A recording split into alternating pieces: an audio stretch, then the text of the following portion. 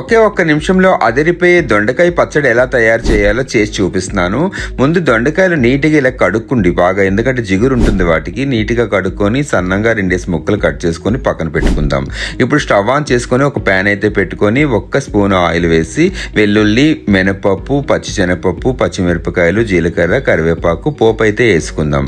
ఒకసారి పోపు ఇలా యాగనిచ్చాక ముందు కట్ చేసుకొని ఉంచుకున్నాం కదా దొండకాయలు, అవి కూడా ఇందులో యాడ్ చేసేద్దాం. ఇప్పుడు ఒక్కసారి అడుగు నుంచి ఇలాగా కలిపేసుకుని ఇందులో కొంచెం హింగువ అయితే యాడ్ చేయాలండి. ఈ పచ్చడికి హింగువ చాలా ఇంపార్టెంట్. హింగువ యాడ్ చేస్తే ఆ పచ్చడి ఫ్లేవర్ బాగా వస్తుంది. అలాగే ఇందులో టేస్ట్ సరిపడా సాల్ట్ కూడా వేసేద్దాం. ఒక్కసారి ఇలాగ బాగా కలుపుకొని ఒక్కసారి అయితే మూత పెట్టేద్దాం. మూత పెట్టేస్తే 1 నిమిషంలో ఇది బాగా మగ్గిపోతుంది. దీన్ని ఇప్పుడు చూసారు కదా మగ్గిపోయింది. ఇప్పుడు దీన్ని మిక్సీలో వేసి ఒకసారి గ్రైండ్ చేసేద్దాం. దొండకాయ పచ్చడి అయితే రెడీ అయిపోయిందండి. అసలు అదిరిపోతుంది వేడి వేడి రైస్తో.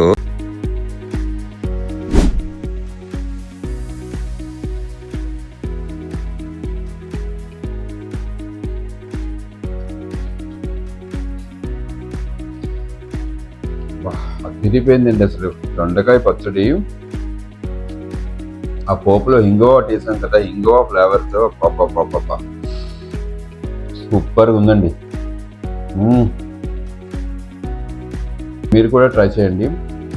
ఈ వీడియో కానీ నచ్చినట్లయితే షేర్ చేయండి, లైక్ చేయండి, సబ్స్క్రైబ్ చేయండి, అలాగే కామెంట్స్ చేయండి, గంట కొట్టడం మర్చిపోవద్దు.